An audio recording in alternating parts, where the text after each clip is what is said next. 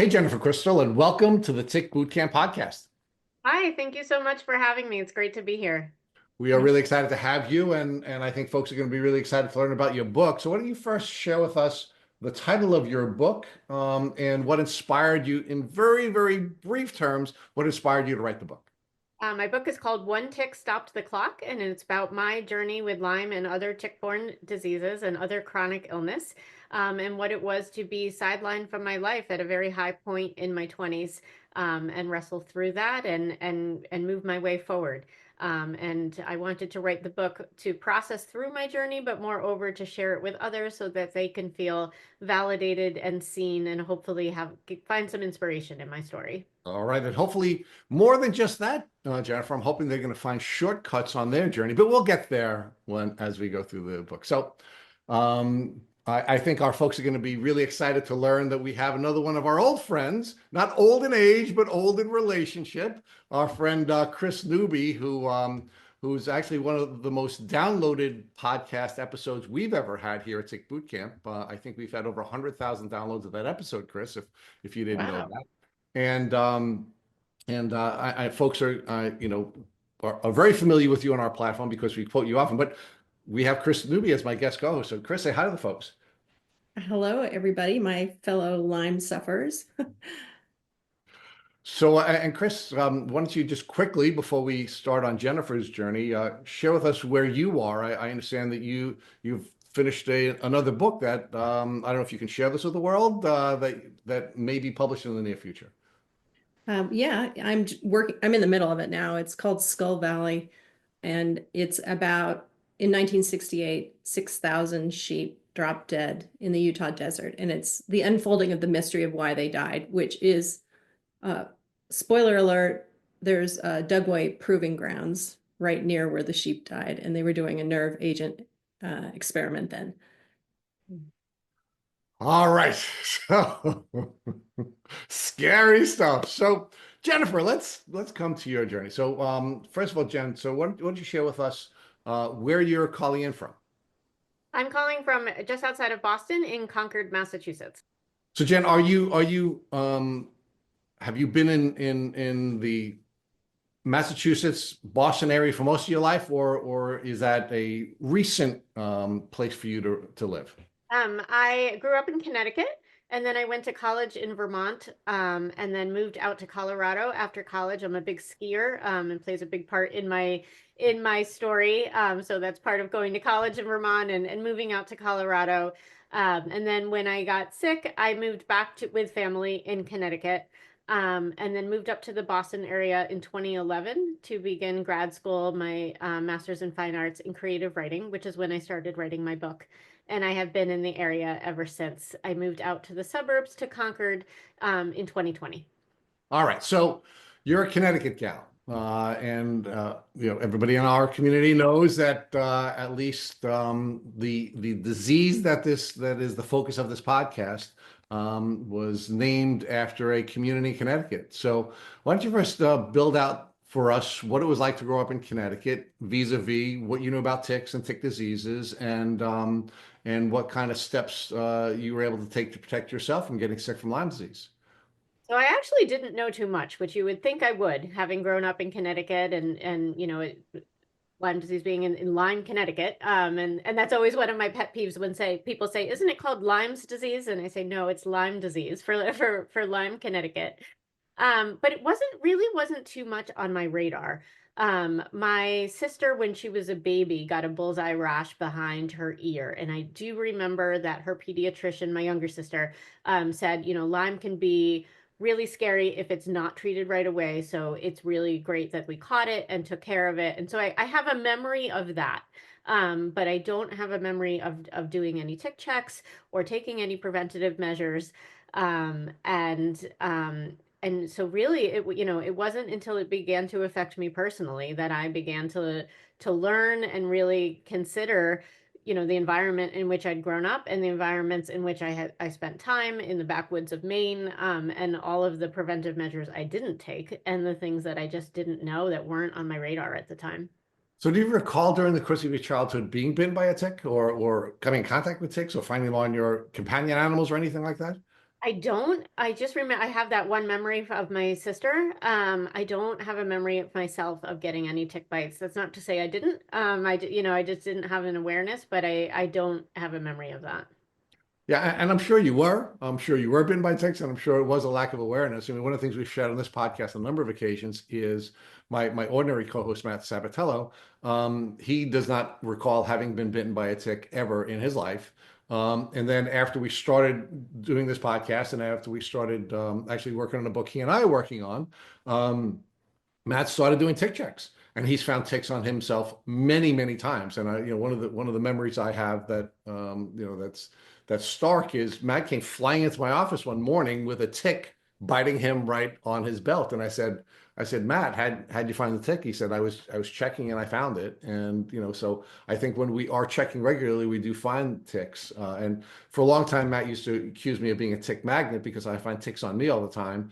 But my response to that is I'm not a tick magnet, I'm a tick checker. And because I'm a tick checker, I find ticks on me all the time. And I still do to this day. So I think it's really sad that unfortunately you grew up in the Lyme Belt. You're in the middle of it. And no one in your family and no one, in your educational experience, health class, gym class, ever taught you to be checking for ticks. No, it just, again, just really wasn't on our radar. A friend in high school, her mother had Lyme disease. They summered in Lyme, Connecticut. I grew up in Farmington, Connecticut. And I sort of remember vaguely that her mother was very sick, everybody had to pitch in. I remember like, oh, they were on some sort of specialized diet, which later became the diet I was on. And it was this woman who, eventually I talk about it in my book, who my mom ran into her and, was reminded that she had Lyme disease. And that was when my mom said to me, like, do you remember, your friend's mother had Lyme? Like, do you think that it could be what you have? So she's the one who tipped me off, that could be what I was wrestling with. And then, of course, it became clearer, again, until something affects you personally, sometimes it's just, you don't really realize. And I only had a vague memory of her being sick when we were in high school. But it became much clearer when it seemed related to what I was dealing with.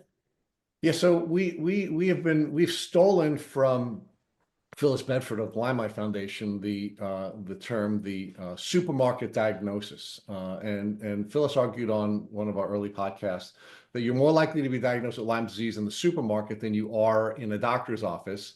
And we've actually found that almost everyone we've interviewed has actually been diagnosed when they've come in contact with another person with Lyme rather than going into their doctor's office. And you're just another person who is on that same spectrum where if not directly diagnosed with somebody with Lyme, you certainly called into your reticular activation system these events that had been filtered out from you for a good portion of your life. Mhm. Absolutely. And, it was through her that I got to a Lyme-literate physician. And, the process went on from there of actually getting diagnosed. But it was absolutely through, learning about her experience and seeing how it related to mine. So let's build that out. So what was your health like during your childhood? Did you have any childhood health issues? Not really. No. I was a healthy, active kid, and was a skier ever since I was young, and did gymnastics and played field hockey in high school. Which, come to think of it now, we're running around, playing on grass. There probably were ticks, but I just, I was a healthy kid. I would go off to summer camp, and my pediatrician would always sign off on my health form, "Well, young lady." Yeah. So until I did get the tick bite when I was 19, I was very, very healthy, very active. Yeah. So at summer camp's another thing that sort of sends shivers down my spine because I can't tell you how many people we've interviewed on this podcast who were bitten as campers. And on one occasion we had one young woman share with us that when she was a camper, she was bitten by a tick, had actually gotten sick at camp, and the first time that her mother became aware that she was bitten by a tick while she was at camp and had gotten sick was when we interviewed her on this podcast. That the camp didn't even share with the parents that the child had been bitten by a tick and that she had gotten sick from the disease. So it's again another sort of area I think of intervention where I think campers and camp counselors should be more tick literate and learning how to not only check for ticks and remove ticks and what early intervention steps they could take, but of course, making sure that you have the duty to inform parents that their children have been bitten by ticks so that they can take some steps. Absolutely. And, when I was a kid as a summer camper, we didn't really think about ticks. I don't remember doing tick checks.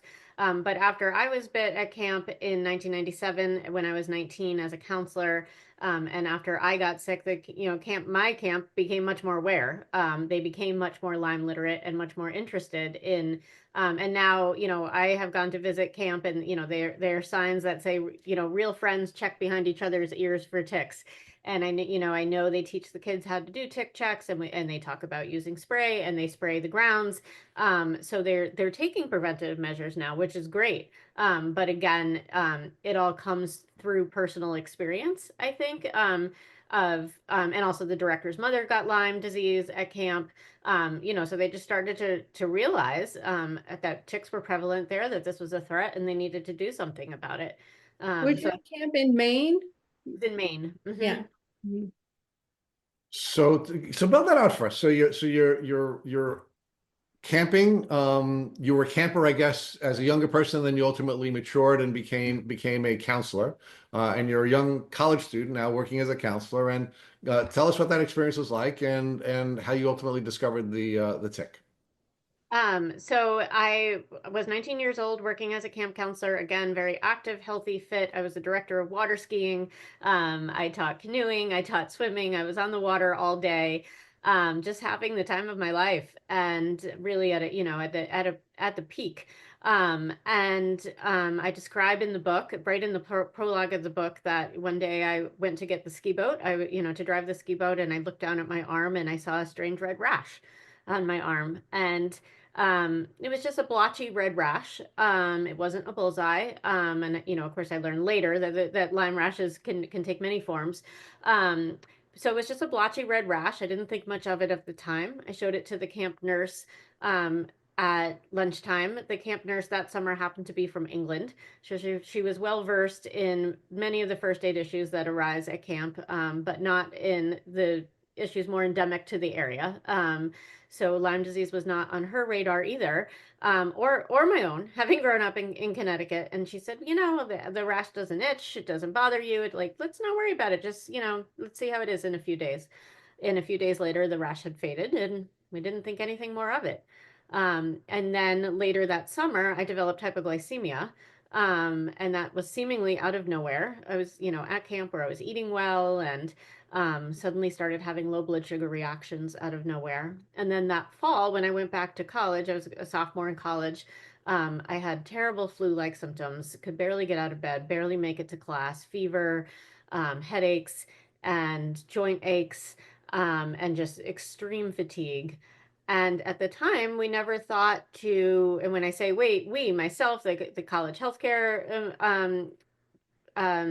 practitioners, any doctors that I went to, nobody thought to put these symptoms together and think, is the flu related to the hypoglycemia? Is any of that related to the rash? It wasn't until 8 years later when I was accurately diagnosed and all of that got put together. But at the time, everything was just looked at as an isolated incident.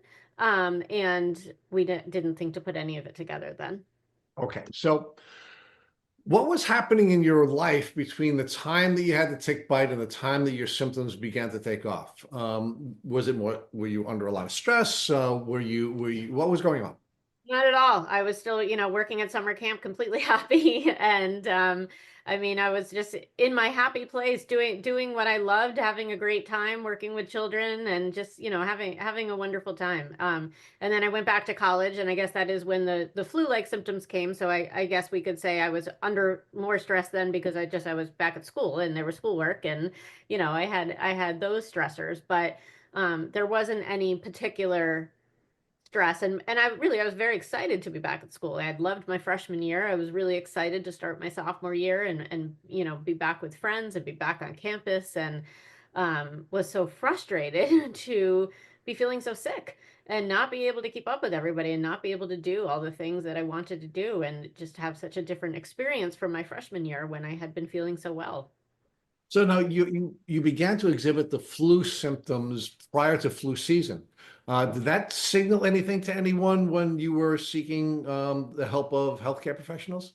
No, everybody, I just kept getting tested for mono. I feel like that's what they always say to college students. Do you have mono? And, the great irony was that 6 years later, I did end up getting mono and I had Epstein-Barr virus. But at the time, I did not have mono. And that was always just what I was tested for. And when that would come back negative, they would just say, you're just stressed, you're just run down. There's nothing wrong with your blood work. So, um, but no, and no one ever said like this is kind of strange that this is early fall and you have these flu-like symptoms. We're not in flu season.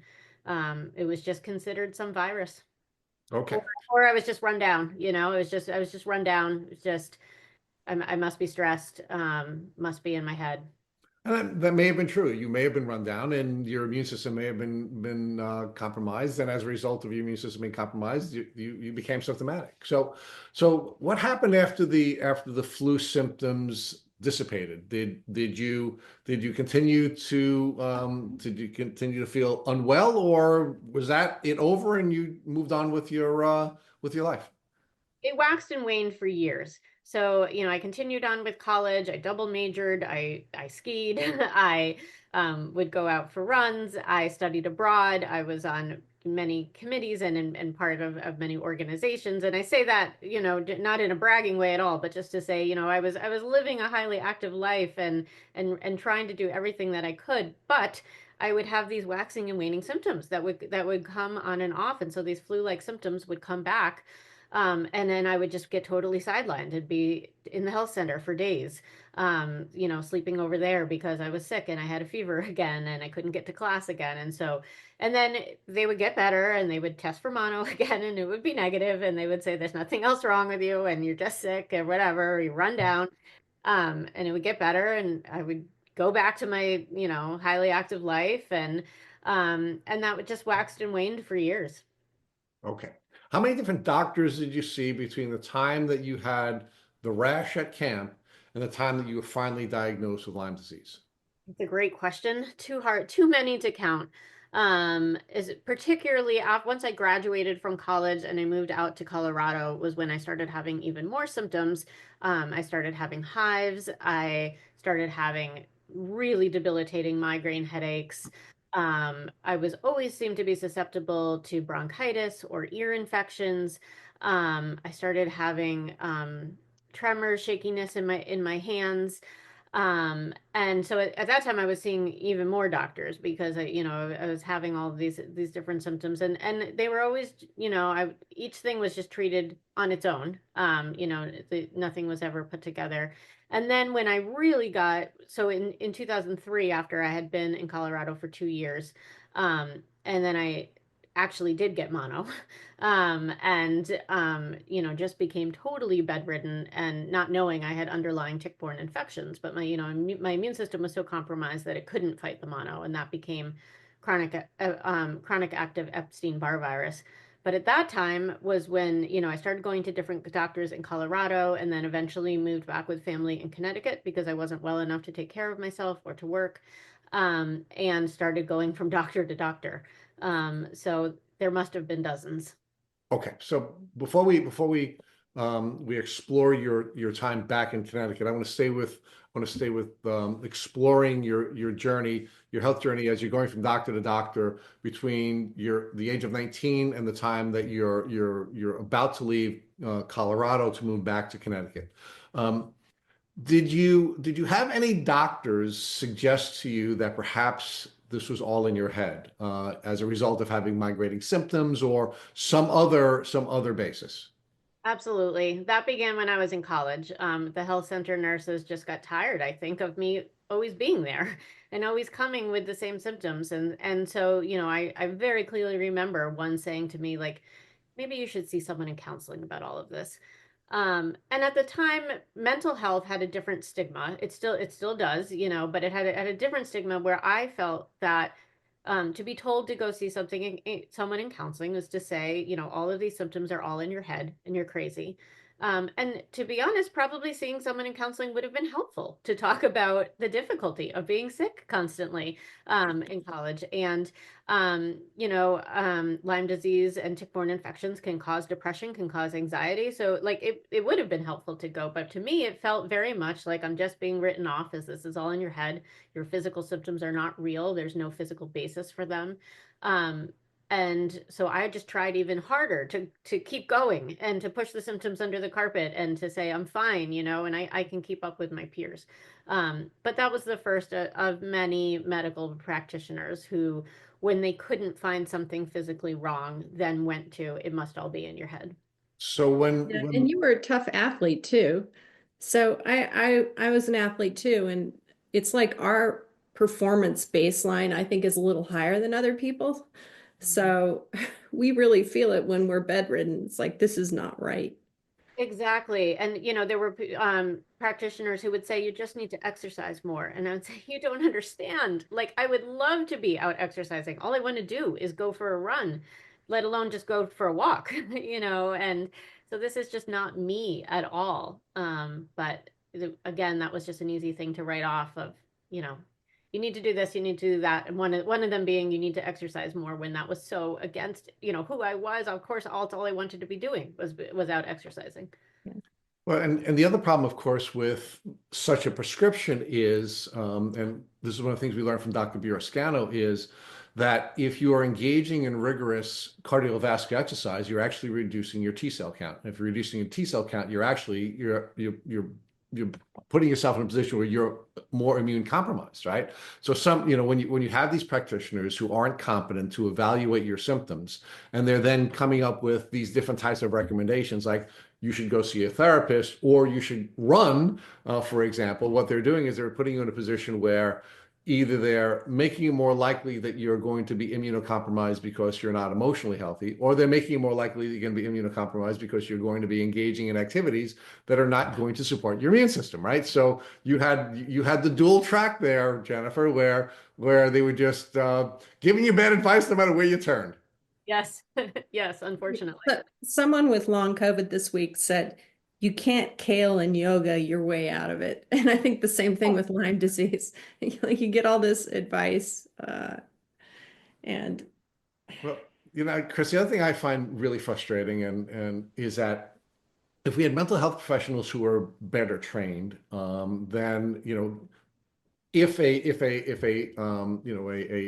medical doctor recommended that you go see a mental health professional, and mental health professionals who are better trained, well, maybe they could diagnose you. If you have somebody, for example, like Dr. Leo Shea, who we've interviewed on this podcast many times, who's a Lyme-literate psychologist. Dr. Shea can see Lyme a mile away, right? And he is very good at helping people to get a diagnosis. So if somebody were to work with Dr. Shea or be recommended to work with Dr. Shea, but what we find is almost every medical professional, regardless of whether or not they're a medical doctor or a psychologist or a social worker, they're just simply not trained to recognize the symptoms of Lyme disease. Yeah.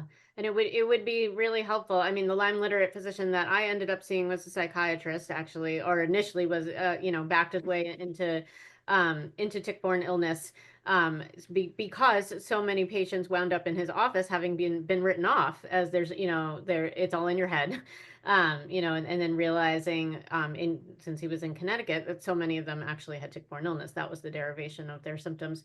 But it would certainly be very helpful if more mental health professionals had that kind of training, so that when people do end up in their office, either because they've been written off as all in their head or because they're suffering from anxiety or depression as a result of their tick-borne illness, or a combination thereof, that a mental health professional would be able to distinguish between what is a chemical imbalance, or versus what might be a physical response to a physical illness that's going on, and be able to recognize when something might be tick-borne. Yeah. So did you see any mental health professionals or any therapists between the time that you first saw the rash at 19 and the time that you finally had your crash before going back home to Connecticut? Yeah.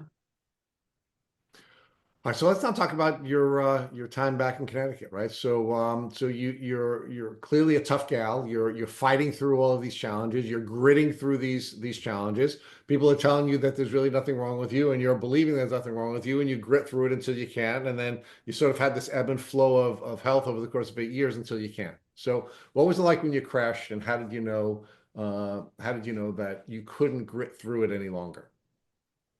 It so once I was diagnosed with mono, I actually went back to summer camp that summer for my last summer as a head counselor, and thought I was better from the mono and pushing through. And then when I got back to Colorado that fall, I was so sick. I could not get out of bed.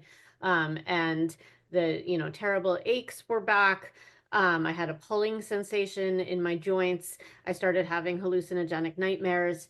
I had fever again, and it just, got to this point of I cannot push through this. I cannot take care of myself. I was supposed to be a ski instructor that winter. That had always been my dream, was to spend a season ski instructing, and I had been teaching, academic teaching, for 2 years in Colorado, and working to get a torn ACL better in my knee before I'd be ready to ski instruct.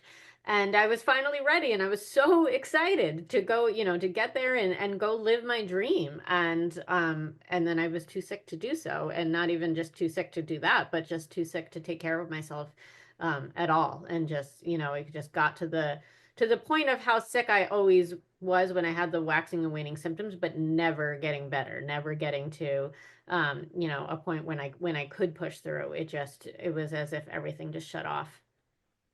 So all ebb, no flow. You were just you crashed. Yes. Mhm.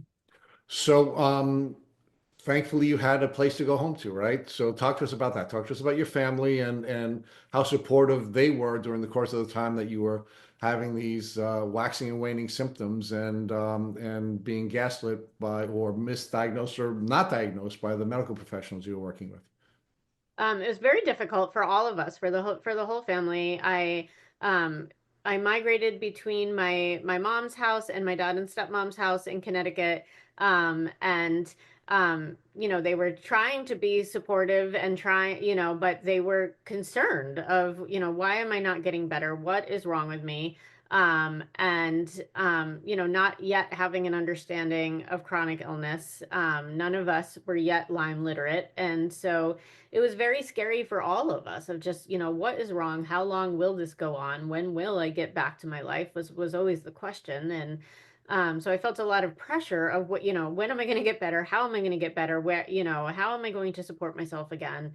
So I was very lucky to have a place to go. And it was just, very scary for all of us of what is going on? How long will this last? When will it be over? And what are we going to do about it? So you're now back in Connecticut. What type of healthcare professionals are you working with, and how long is it after you arrived back to Connecticut before you finally diagnosed? So I arrived back to Connecticut in 2003, and I was diagnosed with Lyme, babesiosis, ehrlichiosis, and possible Bartonella in 2005. So it was 2 years. And in 2003, I saw a number of different types of physicians when I was back in Connecticut: primary care physicians, infectious disease doctors, rheumatologists, neurologists. Who all would say, oh, we're going to get to the bottom of this. It seems strange, someone your age, to have chronic Epstein-Barr virus. And then they would run all my blood work and say, you have chronic Epstein-Barr virus. There's nothing, there's nothing else that we can find.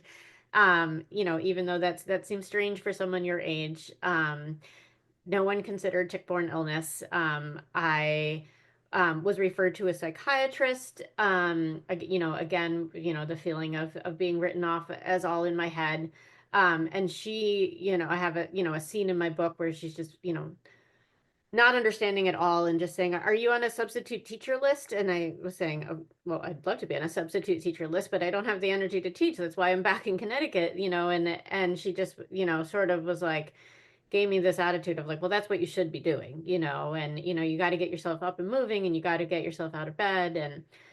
She asked me to get a social anxiety handbook, which I started working through and realized I don't have social anxiety. I have, always made friends everywhere I've gone. I'm an extrovert. Um, and she got very upset with me when I said, this is not what I have. And she said, this workbook has been very helpful to all of my patients. And then I realized, like, who are all of her patients? Who are these, everyone who's just like been written off and sent to her. And so, it just, there's that scene in my book, that really gives me conviction to, I'm going to fight and I'm going to, get down to the bottom of this. And, not just for me, but for other patients who need to be heard and need to be seen and not written off. But it was, a number of medical professionals. It was finally a naturopathic physician who was helping me the most. But again, we were just treating the Epstein-Barr, but also looking at, other factors contributing to just the chronic fatigue, adrenal fatigue and that sort of thing. And treating me with Chinese herbs and with acupuncture. And it just wasn't helping to the point that we thought it would help. Diet, and then finally, what ends up happening is I was drying my hair one day, and in doing so, my elbows were raised so I could see them in the mirror, and I saw bullseye rashes on either elbow. I went to the naturopathic physician, and I had gotten so used to writing off my own symptoms by then that I said to him, like, I don't know, maybe I was just leaning on my elbows too much, and he said, no, these look like, the rashes of Lyme disease. And I've always been suspecting that there's some sort of underlying infection here. Otherwise, you would be getting well. And that is when I finally got to a Lyme-literate physician and got accurately diagnosed.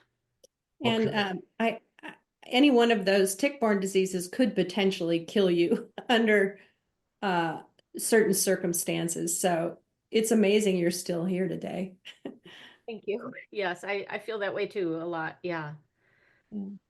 So one of the things that we see as, again, a pattern is that it seems to be very difficult for traditional medical doctors to diagnose Lyme disease because we've become a business of specialists where each specialist is looking through their prism at the symptoms that you're presenting. They have no training on Lyme disease. Even to this day, unless they're going to get training at a place like ILADS, or some other organization that is giving them training outside of their traditional medical school training. And it's generally the naturopaths who are trained very differently than allopathic doctors who are trying to look at the whole person, who begin to get us to the point where we're getting closer to our diagnosis, and they're certainly they're better at treating the larger symptoms that will then help us to support our immune system, which will begin our path of healing. So, talk to us about the differences first between how you were both diagnosed and treated by allopathic doctors versus the way you were diagnosed and treated by the naturopathic doctor. So the naturopathic doctor was the first doctor where I really felt like I was heard and listened to. I had written out my whole medical history before I went in, and he sat and he read it. And it was, it's so many other traditional doctors. It was a 15-minute appointment. That's what the insurance covers, and they ask you very specific questions in cookbook medicine, like, and then it starts to lead them to a diagnosis, and they're already headed in that direction, and missing so many other things that were going on. So the naturopathic physician spent a lot of time with me. First of all, that was the biggest difference. Really, read through what I had written as what was the whole history, and then asked lots of questions, and again, just really heard me and was looking at the whole picture, looking at what all of the different symptoms had been over time, what all the different factors were in my life, looking at the complete medical history, at my diet, at all of that, and just looking at me more as a whole person, rather than just someone coming in and checking off boxes. So one of the questions I'd like to ask both of you to weigh in on is whether or not you think the allopathic versus naturopathic training is different, Or is it really just a function of, in most cases, when you're treating with a naturopathic doctor, you're outside of the insurance system, and therefore you're not going to be working within the strict time parameters that most medical doctors or allopathic doctors are working within, because they're working within the insurance system. So Jennifer, give me your thoughts on that first, and then Kris, I'd like you to weigh in on it as well. What do you think the difference is between the two? I think it's mostly insurance. From my there, I mean, there are some doctors who just don't take the time. That's just their own, personal, either their hubris gets in the way, or they're just really not listening to the patient. But I think the majority of doctors are well intentioned and they want to be able to help their patients. For sure. Yeah, but they're under these strict rules from insurance, and they have to, like, to kind of turn patients in and out. And they've been trained to ask specific questions, go down a specific diagnosis. And so I think their desire to whether the desire is there to really look at the whole patient, hear the whole patient narrative, I think it's probably there, and they're just constricted by insurance, and these other factors that make it really hard to treat their patients well, that in the ways they want to do so. So Kris, what are your thoughts on that? Naturopathic versus allopathic, and the insurance versus stepping outside of the insurance system. Well, I agree with Jennifer on the insurance. That's a huge factor. I think the naturopaths look at more the whole person.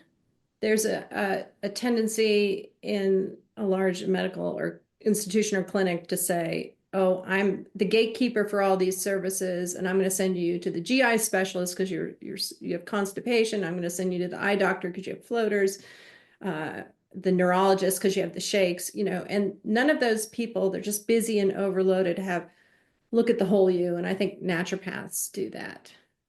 Yeah. And then the other thing is, I think the doctors on Lyme disease have been poisoned by mainstream medicine saying Lyme disease is easy to treat and cure and very, very rare.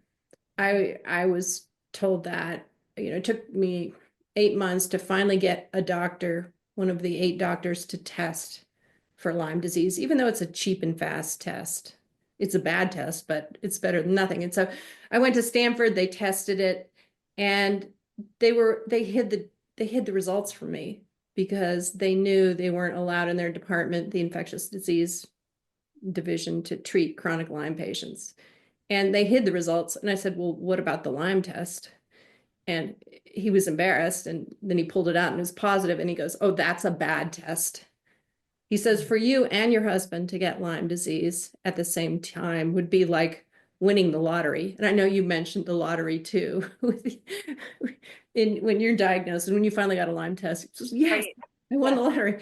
That's how we felt, because we'd had every test known to man. And finally, that was the first test that was positive. And here, these masters of the universe, medical professionals, were writing it off. Mm-hmm. So, Kris, I think what's just interesting about the way the doctor was suggesting that you and your husband being sick at the same time was like winning lotto. It's actually just the opposite. What we actually find is that in most cases, when one spouse has Lyme, so does the other. And that's one of the reasons why there's a lot of debate about whether or not Lyme can be transmitted sexually. Can it be sexually transmitted? Because you see so many people who are in an intimate relationship, and both members of the relation, or both both the people in the relationship, have Lyme disease. Now, Brian Fallon argues in his book that the reason that's the case is because when you're both living in a tick endemic community, or you're together in a tick endemic place, even if you're not living there, the way you and your husband are, Kris, you're both getting bitten by ticks, right? That's Fallon's argument. But I think there is emerging research to suggest that Ray Stricker, I think, did a bunch of studies and found Lyme spirochetes in vaginal fluid and sperm. Yeah. And it's biologically, it's fairly close to syphilis, which is also a spirochete. So it's not inconceivable that it's sexually transmitted, especially in the early stages where it's like relapsing fever and there's just a lot of organisms floating around in your fluids. Right. Later on, it like buries into your connective tissue and your brain, and it's not floating around, so it can be tested. So you've both brought me to another point that I want to explore with you, because one of the things that Kris suggested is that medical doctors are often trained to believe, or given frameworks in their medical training that suggests that Lyme disease is easy to treat, right? And I think that begs the question. I'm going to ask you first, Jennifer. What is your definition of Lyme disease, and do you think the reason why doctors are trained to believe that Lyme disease is easy to diagnose and treat is because they don't have a proper definition for Lyme disease? I don't know if it's that they don't have a proper definition. Well, I think they don't have a proper definition of how to interpret the test, number one. Okay. And so there's that. I mean, Lyme disease is a bacterial infection. It's a, you know, a spirochetal infection. It is a clinical diagnosis that can be corroborated by blood tests, but should not be diagnosed solely by blood tests. But a lot of doctors don't know that. They don't know that that's the CDC language, and they, you know, just go by the blood tests. So, which, you know, as Kris said, are bad tests. They're very faulty. So, you know, I think they're given a very narrow definition of how to diagnose Lyme disease, and what Lyme disease is based on test, right? Like on, you know, it has to have a certain number of bands on a Western blot, and not looking at, well, if you have any bands, then you have antibodies to Lyme disease that are in your system. And why do you have those?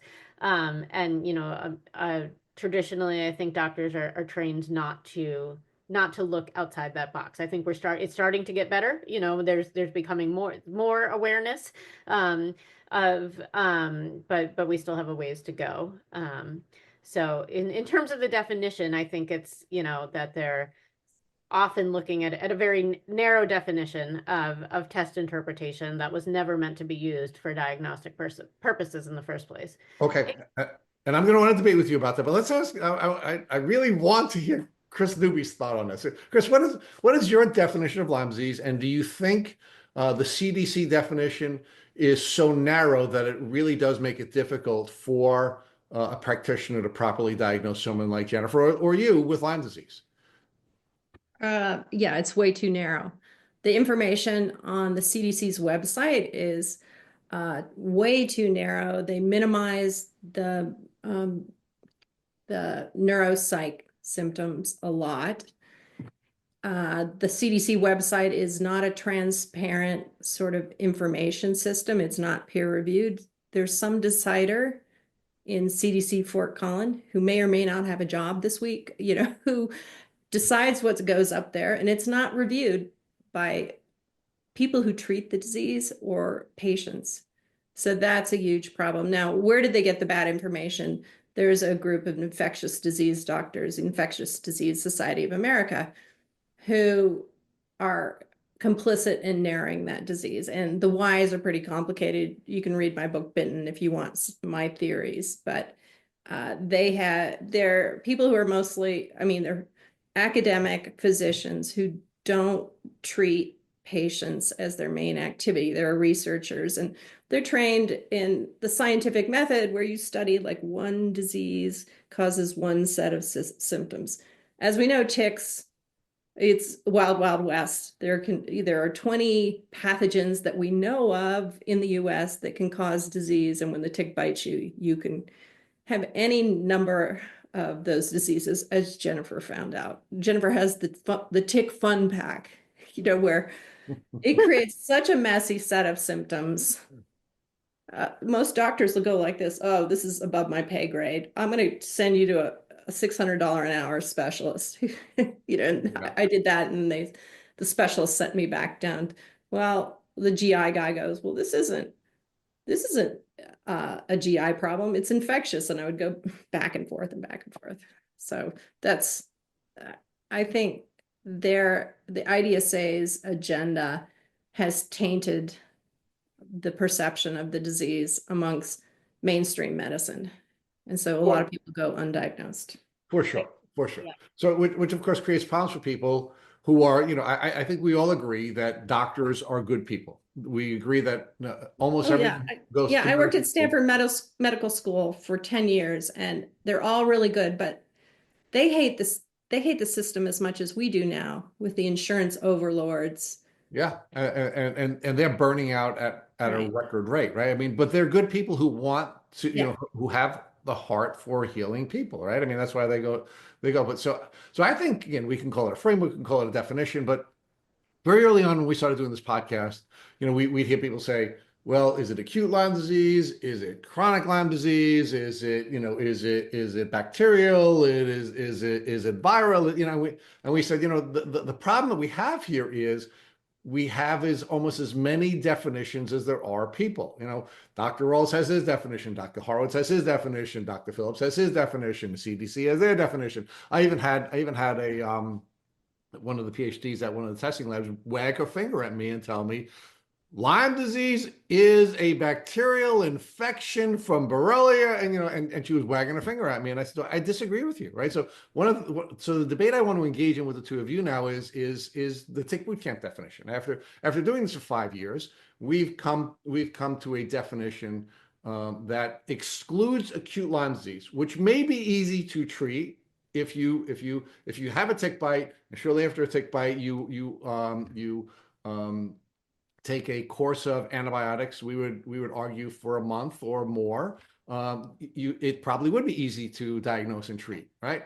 But that's not what we're talking about here. And Alex, in our view, we believe that Lyme disease is a polymicrobial, multisystemic, chronic infectious or post-infectious disease.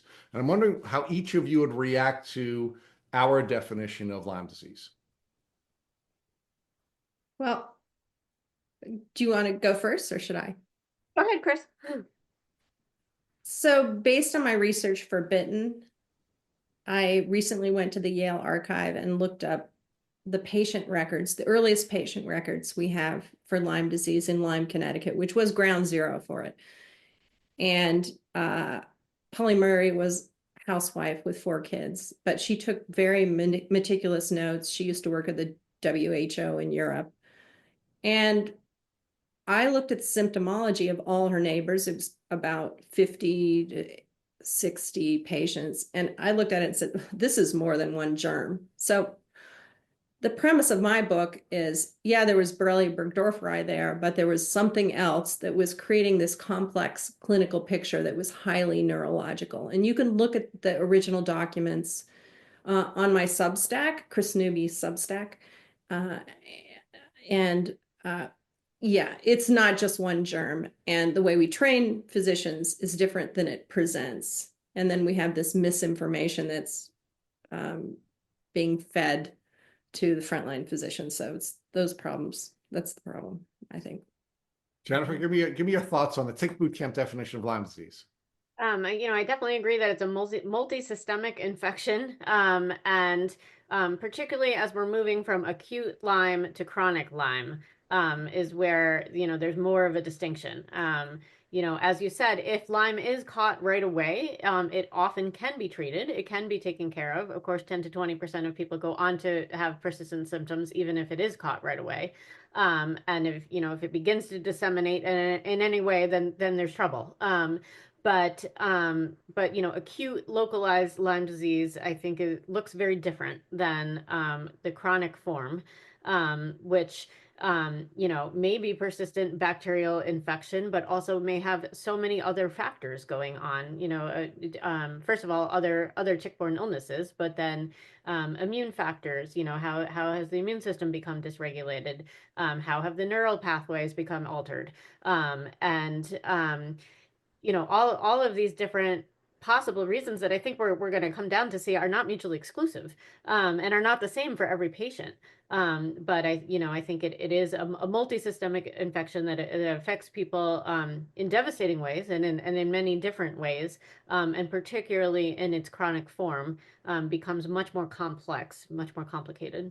So we actually tease out the acute form. We do not believe that the acute illness that people suffer after a tick bite is Lyme disease. We believe only the chronic form is Lyme disease, and we also believe that it could be post-infectious. So give me a reaction to our perspective that we tease out acute and do not call that Lyme disease. That's just acute borreliosis, for example. And we only focus on the chronic piece. And we also have that piece where we believe that you can be symptomatic despite no longer being infectious.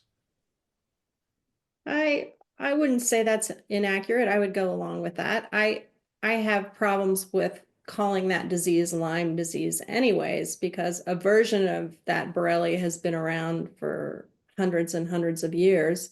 Millions of years, East right? Coast, Montauk knee, right?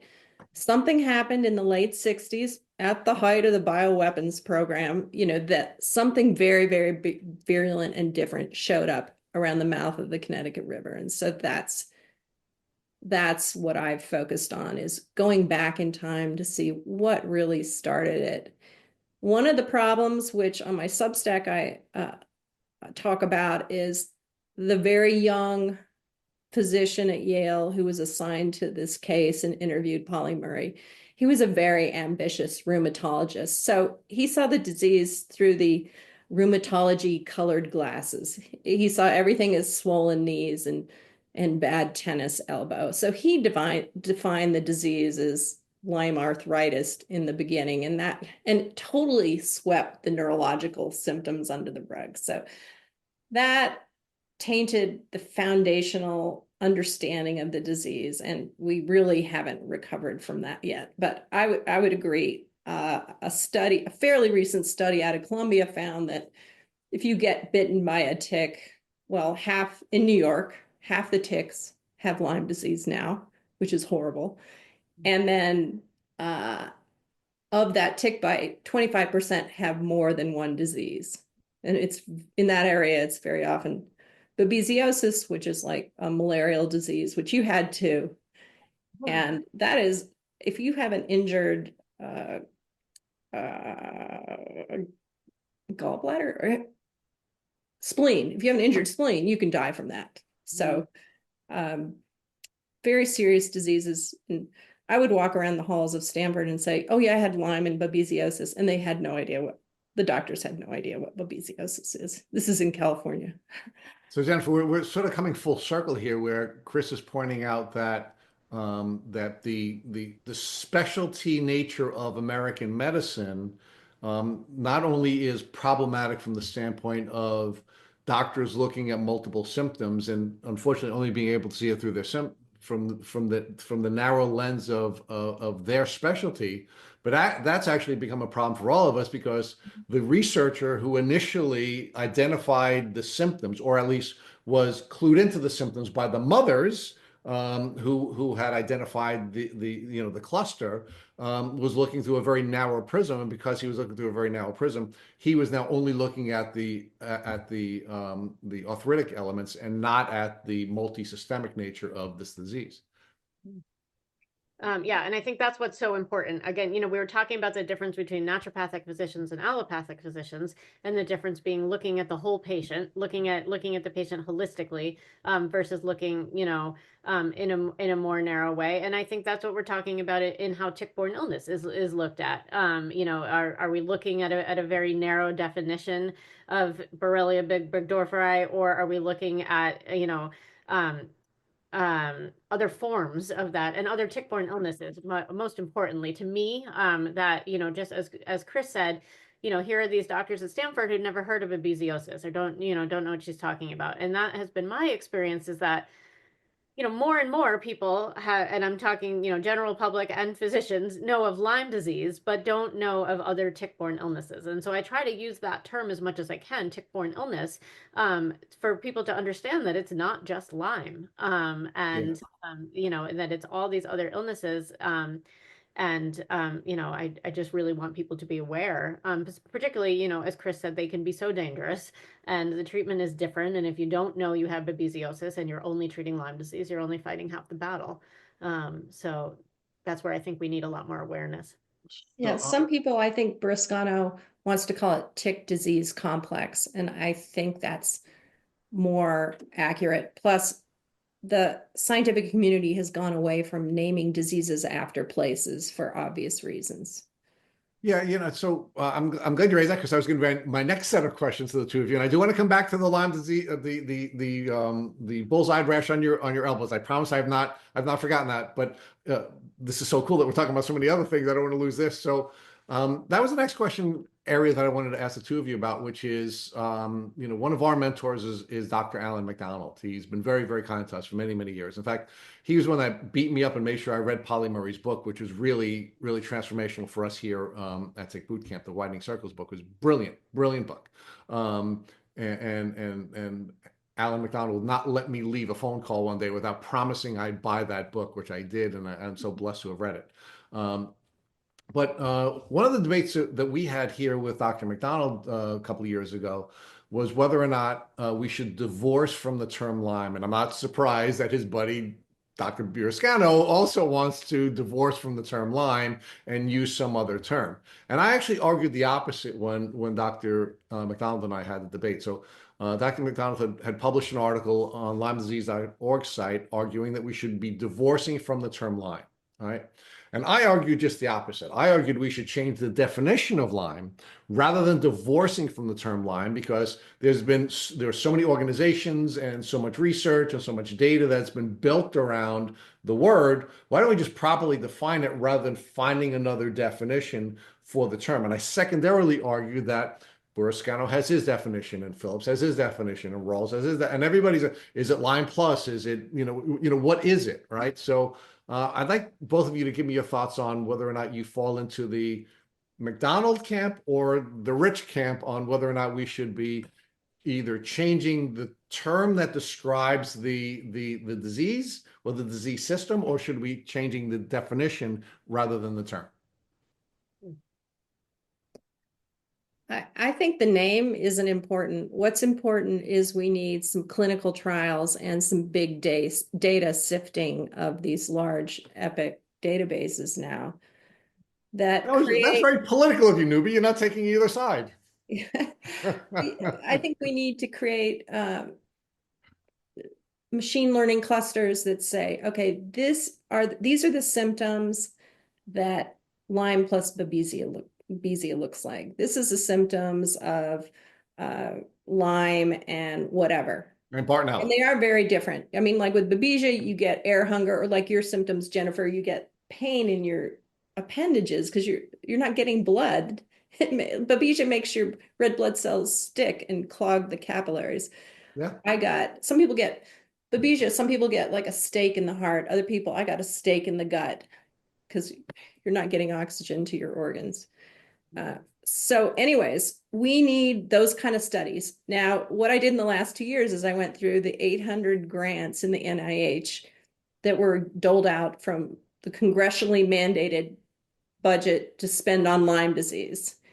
And it just made me really depressed. It was eye-opening. So you look at 11 years of grants, it's about 10 to 30 million a year, which is not much compared to West Nile virus or malaria, right? And how many people get malaria in the US? But if you look at all that, only 1 to 2% of the whole research budget went to developing treatments. That would include treatment protocols like, okay, you want to get your germ load down first. So a lot of times you take Zithromax that kills the Lyme off. And then a lot of times you can see the Babesia in the blood. When your antibodies are all messed up, it doesn't show up on the tests. So things like that. So the NIH spent 60% on basic research and 1 to 2% on treatments. Now, the basic research, that's at least 10 years away from benefiting patients. And it's been like that for 11 years. So what we're seeing after 40 years is we don't have a good test. We don't have a good treatment protocol that addresses the multitude of co-infections. And 10 to 20% of the people go on to get chronically ill who have the acute form of the disease. And that doesn't even take into account how many people don't get diagnosed, like Jennifer, for 8 years. Right. I mean, now I think my husband and I were lucky because we got diagnosed. We got tested in a year and treated in a year, after a year. So And even, it took 8 years for me and it was terrible and I suffered, but I also feel lucky that I even got diagnosed at all and it didn't take 20 years and that I didn't become paralyzed and I didn't, that it didn't become even worse. So I actually feel lucky when I hear other devastating stories, which is not how it should be for anybody, you shouldn't be Yeah. feeling, yeah, after 8 years. Um, So where we left your story, Jennifer, was that you had noticed that you had bullseye rashes on both elbows, which then triggered your naturopathic doctor to think Lyme. Again, another blessing, right? Because we know that only about 20% of the people who suffer from Lyme disease get a rash at all, no less a bullseye rash, right? So now, do you believe that you had bullseye rash because you were reinfected, or do you believe that you had bullseye rashes because a prior infection was somehow agitated and your immune system, which had been managing the Lyme was no longer able to manage it, and the bullseye rash presented? It's a great question. I wish we could knew the actual answer. The Lyme-Literate physician that I was working with at the time said it really could have been either, particularly because my Western blot test at the time showed both positive IgG and IgM. So, that there could have been an acute infection. It could have been an old infection. Me personally, I feel like it was probably an old infection, although I was in Connecticut at the time, so who knows? I very well could have been bitten by another tick. And you were in tick checking. Yeah, and so, but just by the fact that there were two of them, makes me think that it was the old infection showing itself as it was disseminated. But I don't think we'll ever really know the answer.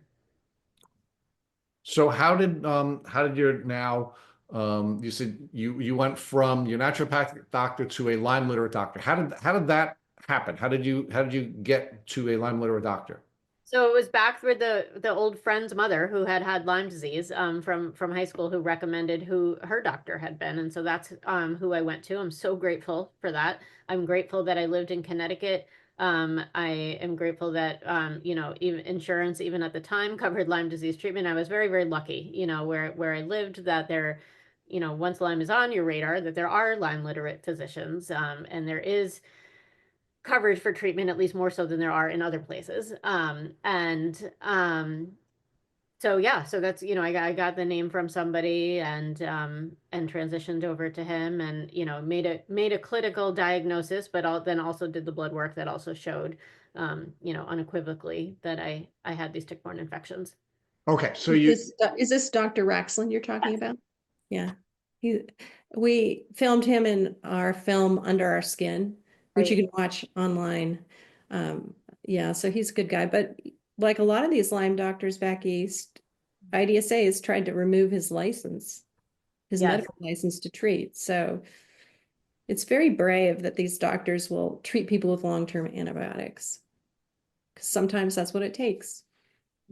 I think it really is, and they just, at their heart, they want to help their patients get well, and but they're willing to risk everything to do that. So yeah, I mean, he was a fantastic doctor. I credit him for saving my life, Mhm. and I will definitely, also give a plug for Under Our Skin here, which shows so many good physicians, also physicians on the other side, but it's just a great documentary of Lyme disease and what it really is. Yeah.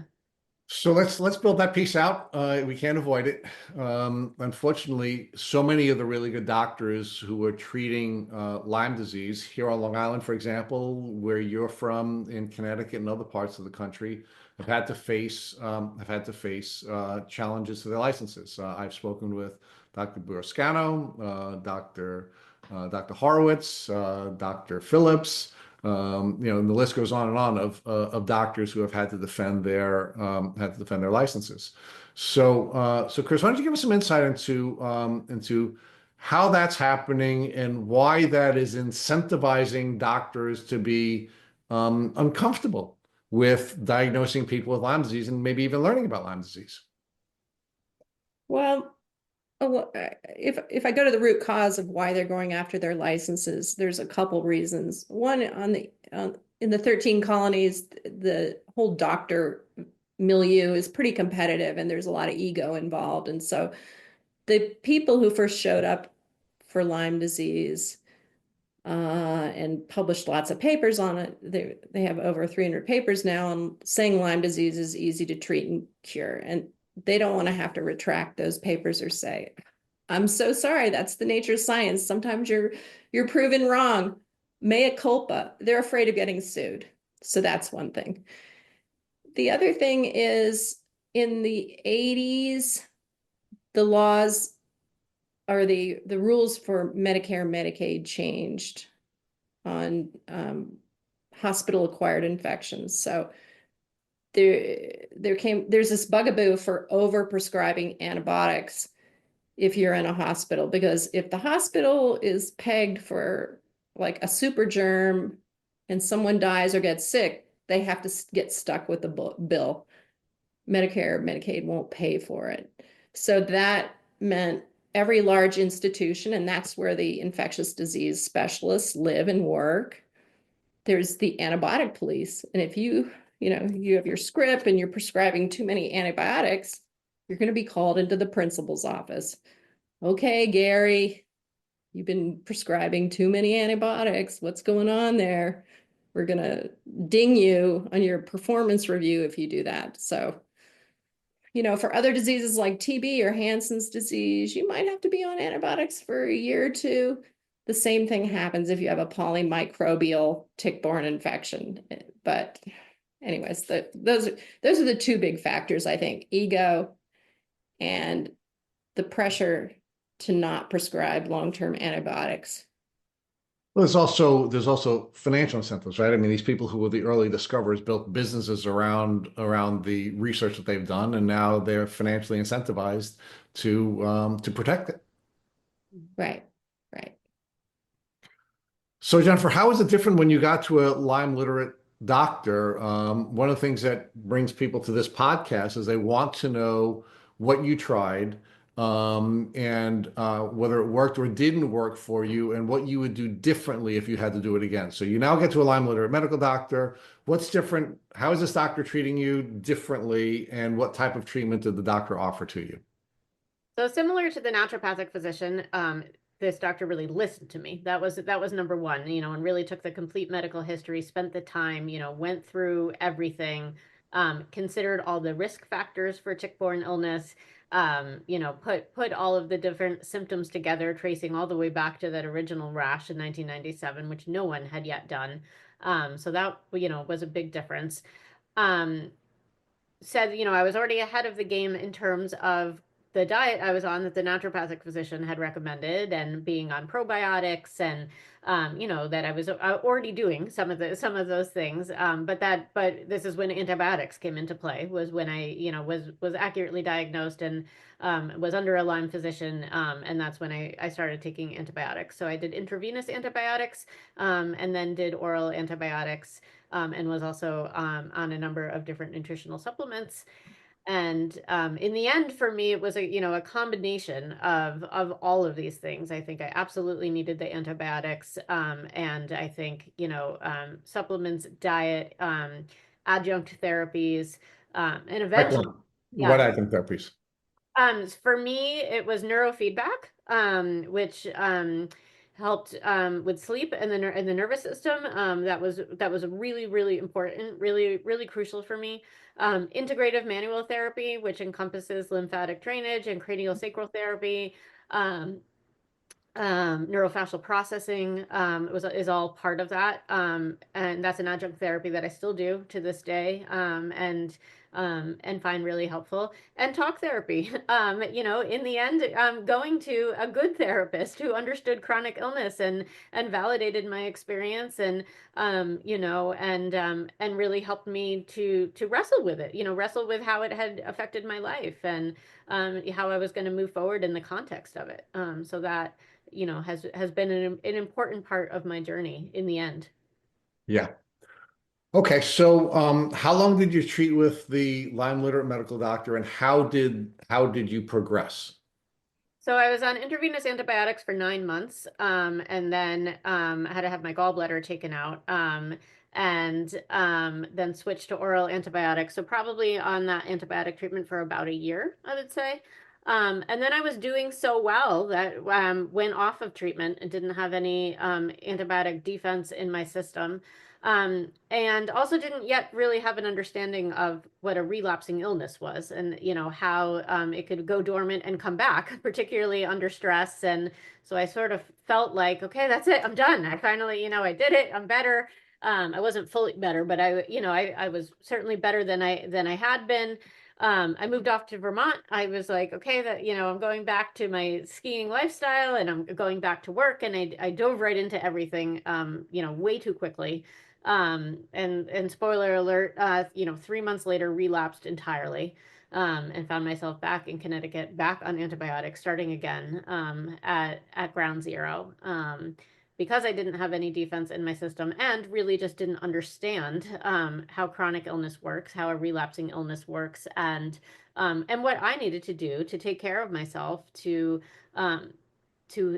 help those symptoms not flare and not relapse in the way that they did at that time, and having to go right back onto treatment. Okay. So you have your relapse, you go back on treatment again. How long were you on treatment? And was it the same treatment? IV antibiotics, oral antibiotics, and then you were calling them ancillary therapies? What was your term for them? Adjunct therapies. Adjunct therapies. All right. Yeah. Yeah. But ancillary works. Yep. I like adjunct. I do want to debate with you about that, but it's very good. Go ahead. I'm sorry. I did not go back on IV. That was a mental thing for me where I felt like to go back on IV was like truly going all the way back to zero. And I just felt like I can't do it. If I do that, like I'm just going to give up. I'm just going to feel like I'm fully back. And my doctor was encouraging me to go to do them again. And he sort of put a stake in the ground, like, well, okay, you can, you'll do oral antibiotics for a certain period of time and see how you do. And then if not, we really might have to go back to IV. But I did well on the orals. I think we did a couple different kinds at that time. And then also sleep medication because I was having raging insomnia and the terrible nightmares. And yeah, so but never did go back on the IV. So when you were taking the multiple antibiotics, were you pulsing the antibiotics? Were you taking some period of time, some other? How were you treating with the oral antibiotics, and what forms of oral antibiotics were you taking? I was not pulsing. I feel like pulsing at the time was not as used as much as it is now. And so, perhaps we would have pulsed if it was now. And perhaps we would have done different antibiotics. It's hard to say, because, we're talking like 2006, 2007 at this point, so it's different than it is now. But it was, a couple different oral antibiotics that were not being pulsed. And then eventually, I think got down to just one of those. Now, you indicated that you had taken a Lyme test when you first met with your Lyme-Literate doctor. Do you know what Lyme test you took? It was from IGeneX, and it was a Western blot through IGeneX. Okay. And remind me, what were the with different microbes that IGeneX found? Lyme disease, babesiosis, ehrlichiosis, and they did not show for Bartonella on my test. My doctor just suspected that there might be Bartonella. Yeah, that's really hard. Yeah, there's only a couple labs in the US that are good at that because there's so few organisms floating around. For the Bartonella. Yeah, Bartonella.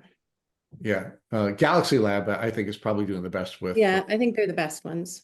Bartonella now, yeah. So, but in many cases, what we see is that people are diagnosed with Bartonella based on either burning in their feet or aggression, right? In many cases, we see folks who are dealing with issues relating to aggression with Bartonella. Did you have either of those symptoms, either aggression or anger, which of course I've been corrected. There have been some doctors that said to me, be careful because Lyme rage is real as well. It's not necessarily going to be Bartonella, but generally what we find is that most people who are dealing with very severe mental health issues, especially if they're related to aggression, are managing a Bartonella bacterial infection as well. Mhm. I didn't have those mental health manifestations, though I certainly was a short fuse. Just, being so exhausted, not feeling well. But the burning extremities for sure. I had, and actually still get once in a while, particularly when I'm overtired, and I'm trying to fall asleep, my feet start burning. So how long did you treat, and when did you finally get to the point where your symptoms had remitted? I would say that it took probably another year or two to be declared back into remission. And I continued on treatment. I am still on a low dose of treatment. That's just considered a maintenance mode, not actually a treatment dose. And I know, different people have different thoughts on continuing on treatment, and it works for some people and it doesn't work for others. And for me, that's what's been necessary, is to continue on, though everything is at a much lower dose. Than it was. But then I still need to take sleep medication every night. There's just, certain symptoms that need to be managed by medication still. So now I want you to look back at the young woman who had her tick bite when she was 19, who is going to go on now this long journey. What would you want to tell her so that she wouldn't have to go on as long a journey as you had gone on? I would say go to a Lyme-Literate doctor now and get diagnosed now, and go to someone who understands tick-borne illnesses and tick-borne infection. That Yeah, that would get right on treatment. I it's hard not to think about if I had taken antibiotics then and had done a course of antibiotics, would my whole course of my life have been different? Yeah. Yeah. But what else would you Yeah, want her to know? also, I would say don't try to change your doctor's mind. I mean, if they're set that you don't have Lyme, or I don't want to give you more than 2 weeks of antibiotics, don't waste your time. Time is brain. Uh, the longer you wait, the more your odds go down that you'll actually be cured. So find a Lyme literate doctor right away. And it may cost you out of pocket, but it will be cheaper than 10 years of a chronic illness. I guarantee it. Absolutely.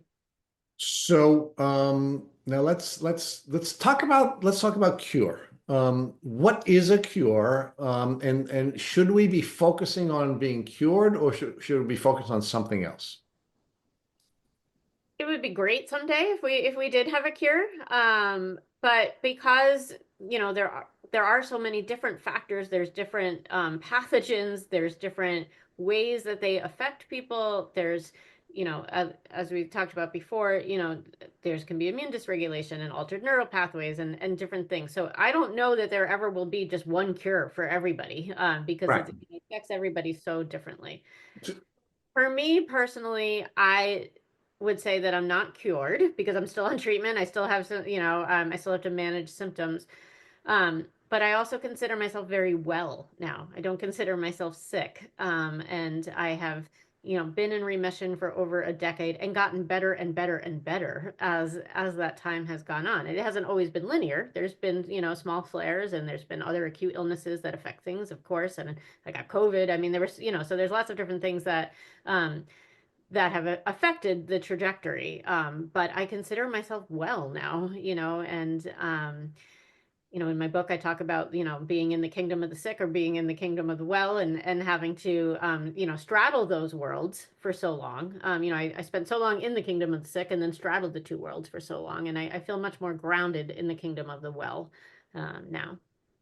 So, Kris, isn't the goal to bring your immune system back into homeostasis and just allow your body to manage all these bugs and allow these bugs to become a part of your microbiome? Because I think one of the things that I think people often mistakenly do when they're going on this journey is they're so focused on trying to kill the bugs, and they're so focused on trying to rid themselves of the bugs, that they're defining the goal as a cure rather than getting themselves both into a place where Jennifer is, where it's really just where they've remitted symptoms. Yeah, I think about when I first was ill, you're used to getting a dose of antibiotics for an ear infection, and in 4 days, I feel great. It's fantastic. I did that with antibiotics year after year, and you stop it and then it comes back. So definitely you change your lifestyle. You're careful about what you eat. You don't pull on, we're both writers. You don't pull all-nighters anymore, you know? Right. And so I feel like I'm cured.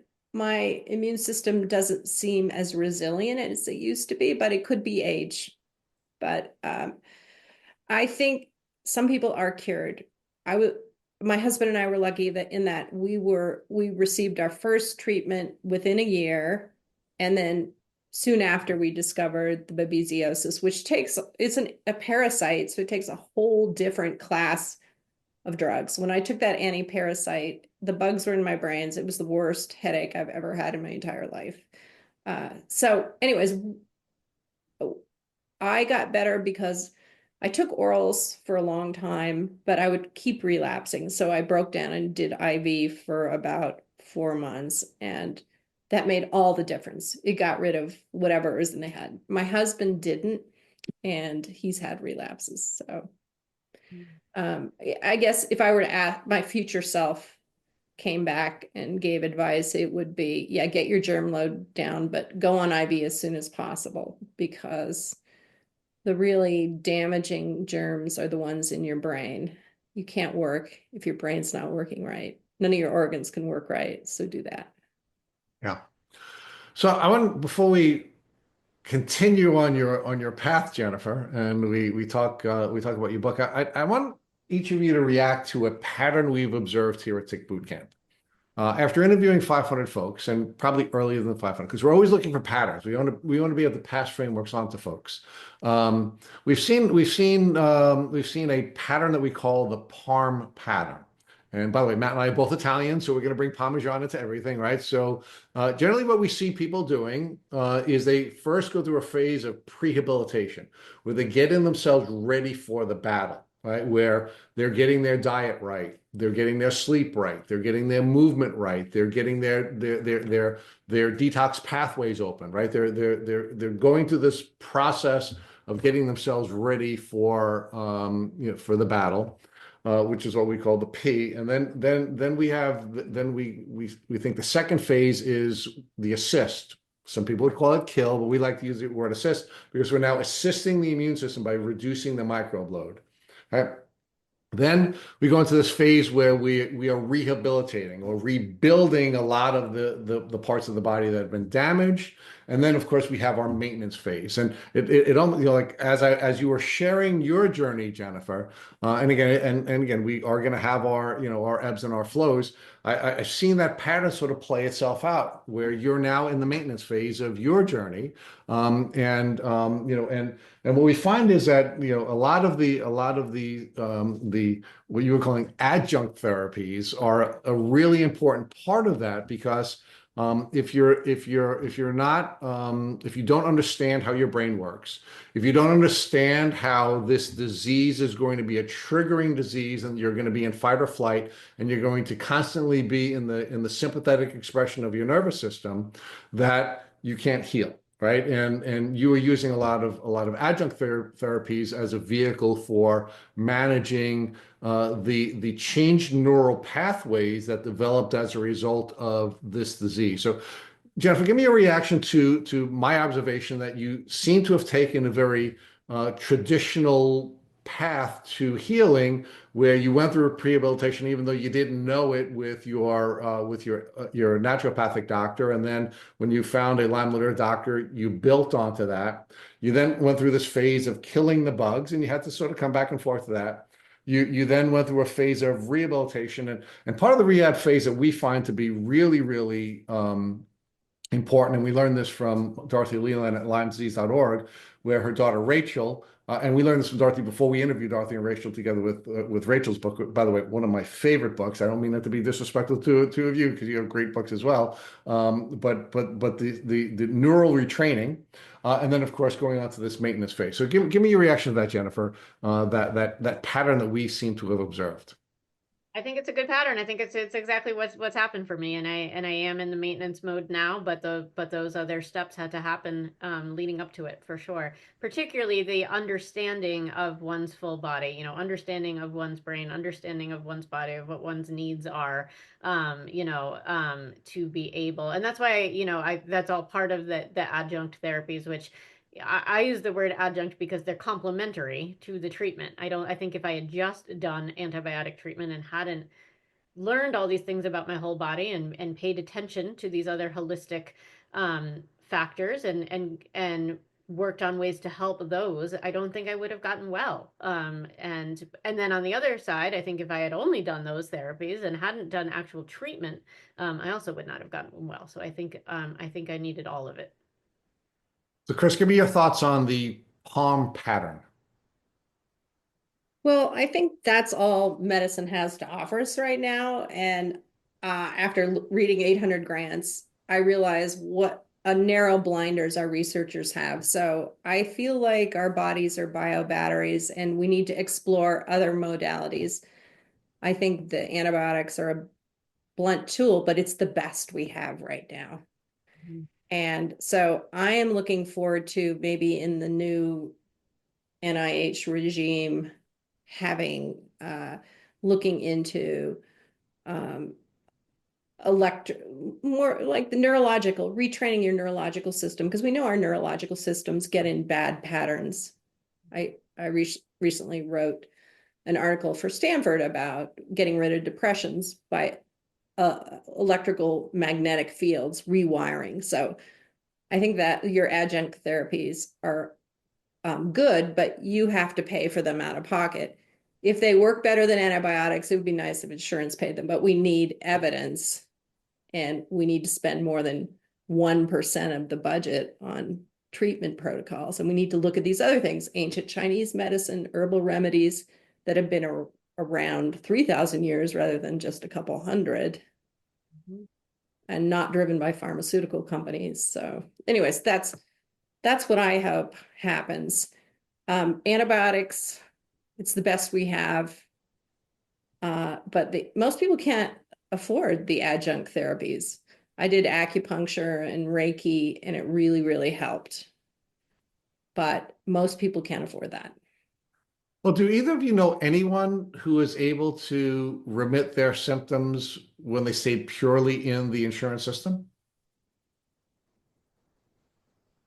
Not unless they were acutely infected and acutely treated and 3 weeks later felt better. Yeah, I can't think of anyone because I was treated around the same time you were, and it was a struggle to get anyone to pay for the IVs. Mhm. Yeah, so I think one of the things we do have to be honest about on this podcast with the folks who listen to this podcast is you have to be prepared to step out of the medical system, and I should say the traditional insurance system. And if you're not prepared to do that, then I think the path is going to be longer, and it may not be even feasible to get to the outcome that you're seeking. So I do think we have to have that mindset, and we have to be prepared for that. And we strongly urge folks to be careful about husbanding their resources and making sure they're very careful about what therapeutic interventions they are pursuing and in what order they're pursuing them. And quite frankly, the very purpose of this podcast is for folks to share their journeys with others so that people can have a shorter path themselves, right? They can look at what you've done and they can evaluate what order they can do them in and determine what is next for them. But I do think folks have to be prepared to step out of the insurance system because just as the two of you have just argued, that you don't know anyone who has gotten better without stepping out of the system, nor do we. And we've interviewed thousands of people at this point, and certain 500 on long form podcasts, and everybody has had to step out. So let's now talk about the transformational nature of this disease, Jennifer, right? Because as you were working on your disease, as you were going through the process of overcoming these challenges, that was working on you, right? You were changing. You were learning more about you. You were learning more about your purpose. You were learning more about what God created you to do. So share with us the transformational nature of this and what you learned about yourself on this journey. That's a great question. And I really had to think about, as I think many chronic illness patients do, who am I if I can't do all the things that I've always done and have all these labels and things and that have always identified me, whether it's your work or your school or your whatever your achievements may be, or even what your hobbies are. For me, I loved skiing and I could not ski for years, and I really questioned if I'm not a skier, which is always a very core part of my identity, then who am I? And if I can't work and my brain is not, I'm having brain fog and I can't teach and I can't support myself, then who am I? Becomes an identity crisis. I really had to dig deep and think about what qualities of myself I could still show from bed. Just recognize how important my relationships were with other people and my friendships, and how important it was to have empathy for others and to laugh in my life, and how I could still do those things, and how I could still be myself at my core, even if I couldn't do all the things that I had once done. I feel very lucky that I did get well enough to be able to work again, not in the same way that I once did. I do several different part-time jobs now that come together. And I have gotten back to writing, obviously. I've written my book, and I write blog posts for the Global Lyme Alliance, and so I've been able to get back to work. I've been able to get back to teaching, again, not in the same way that I once was, but now I teach Writing to Heal. So I teach, I help other people to share their stories and use writing as a therapeutic tool. So I think I had to really think about, how can I get back to the things that I love, but in a way that works for me now, that works in the context of chronic illness, and that where always what I'm doing first and foremost is taking care of my health. And that's my number one job. And then, how can I build my life around that and I am skiing again. And I'm, very, very grateful to have that back in my life. But it isn't a going back, it's a moving forward in spite of. And that is really what I had to ultimately recognize. For so long, all I kept using was this word back. I can't wait to get back to life. I can't wait to get back on track. I can't wait to get back to work. And the sociologist Arthur Frank, has defined different types of healing narratives. One being a restitution narrative, where you go back to a pre-adversity state, and one being a quest narrative, where you move forward in spite of. And I didn't know that language at the time. I just kept using the word back. Now that I teach Writing to Heal, I know that those narrative frameworks, and I use that language, but I recognize that I was trying to fit my story into a restitution narrative box, and it was not going to. And once I started recognizing that mine was a quest narrative, mine was moving forward in spite of, and how am I going to move forward in the context of what has happened to me, that's when I truly started to heal. So is it the quest narrative, which I love the description, but the part of it that I do want to explore with you is this in spite of, right? Is it really in spite of, or is it just the new you? Is it sort of the refining of the skills and the gifts that you have, and defining more narrowly the people that you're going to serve now that you have more refined this, right? So the reason I'm not enamored with the term in spite of is because it implies that there is still sort of this thing behind you that you want to do, and you rather than recognizing that you're becoming the new person that you're supposed to become, and you are becoming the person that is supposed to be serving a new group of people, and what you were created to do, and the people you were created to serve, you needed to be changed so that you can serve them at the level that you're going to need to change. You're going to be able to serve them. I do fully agree with that. Well, first of all, I liked what you said about just becoming a new version of yourself, and creating a new normal. That's really what it is. A quest narrative is creating a new normal, and becoming refined. I think, perhaps in spite of works better for other types of narratives that may have to do more, for example, with grief, where there is no, there is an in spite of, because that you can't fully have a new normal there. But for me with illness, I was able to create this new normal, and a new sense of myself. And I do very much believe that I've ended up doing exactly what I was meant to be doing. I always knew I wanted to be a writer. I knew I wanted to be a teacher in some way. I had no idea that I would end up writing about Lyme disease, helping people write their own healing narratives.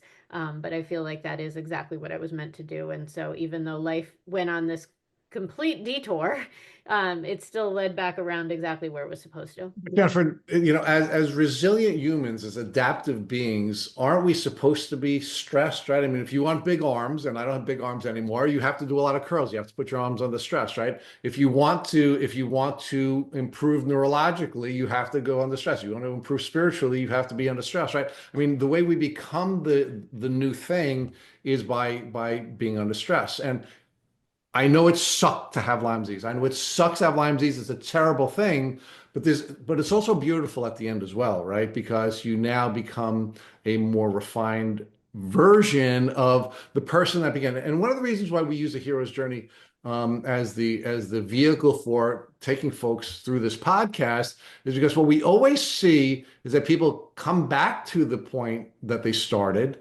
They have the same gifts, they have the same talents, they have the same interests, but they're just much more refined now. And they're in a position where they can serve and receive the charge or the mission that they were born to receive, in a way that they wouldn't have had they been given that responsibility early on in their lives. So I just think it's beautiful. I think your story's been beautiful, and I really think it's beautiful that you've been transformed the way you've been transformed. I'm going to challenge you one other thing, and on the grief piece that you talked about, because we spent a lot of time talking about grief here, and what we find is that grief can either be a cycle or a carousel. Mm. If it's a cycle where we have our denial and our anger and our sadness and our bargaining and our acceptance, if we create something new, we're healthy and we move on. If we don't create something new, we sometimes get into the cycle again, and we get into it again, and we get into it again. And when we're stuck there, that's when we can't get to the place where we need to be. So one of the reasons why I was challenging you on the despite language that you had used, was also, coming back to the grief piece that you had raised, which is it really is in the creation of something new that allows us to now step forward and accept the mission that we were created to, and accept the responsibility of serving the people that we were created to serve. Jennifer, I just wanted to say, I think your book is very well written and it's going to help a lot of people. And in many ways, I just feel like you're the future self for the people who will pick that book up. They'll pull out an embedded tick and they'll be told by their brother-in-law, who's an infectious disease doctor, you don't have Lyme disease, but you are the future self helping the next generation of tick bit, because it's still really hard to get diagnosed and treated.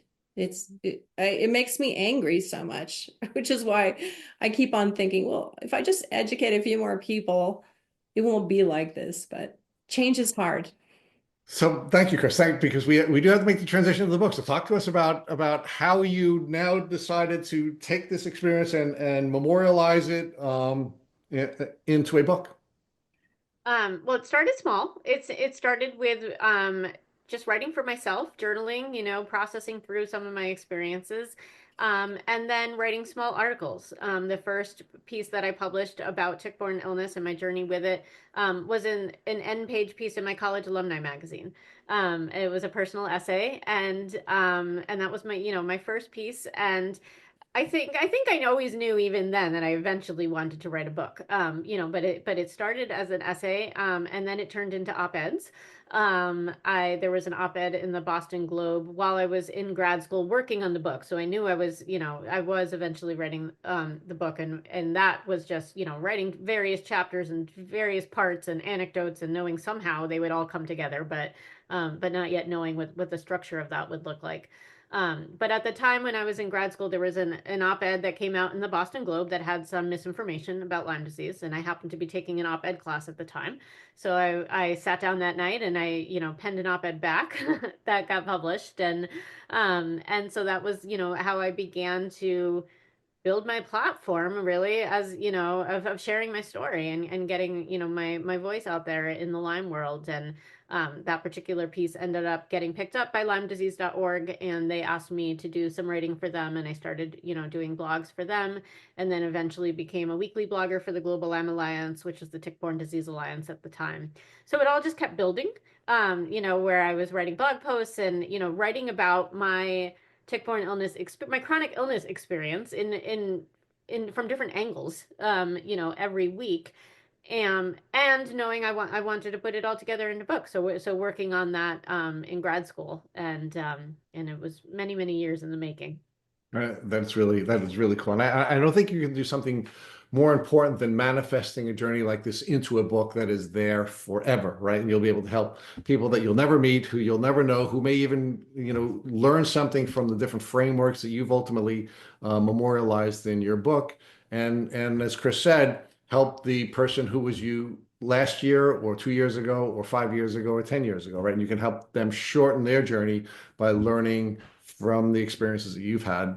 So I thank you both for writing your books. I mean, it's really so important that that people do what the two of you have done. And having worked on my first book, it's a lot of work. It really is a lot of work. So thank you for putting all that time into these books. Thank you. So to wind down, Jennifer, what is it that you hope people are to get out of your book specifically? And I mean, I don't know that you could, pay yourself a higher compliment. Kris has already paid you with all, with the way she's just described it. But I'd like to get your thoughts on what you'd want people to take away from this book. What would fill you up if someone said to you, "I learned X from your book"? So there are a couple things from patients. It's that they feel seen, and they feel heard. The dedication of my book is for the patients who need to be heard. I believe you, and so I, when a patient writes to me and says, "I feel like you're writing about my experience," or I feel seen in your story. That's the greatest compliment I could receive. But what has also been really nice is people who don't have chronic illness who have written to me and said, wow, this really pulled back the veil on what the chronic illness experience is, and is going to make me look differently now at people with chronic illness, and just look differently at chronic illness. And I've gained a greater appreciation for it. And that makes me feel really good as well. That's awesome. I think that's a perfect way to wind down our podcast. So, Jennifer, thank you so much for sharing your time with me. And Kris Newby, as always, thank you for all the brilliant work you're doing for us in the Lyme community. And I'm really excited to read your next book, Kris. All right. Yes. And thank you so much for having me, Rich. And it was, so great talking with you, Kris. So thank you to both of you.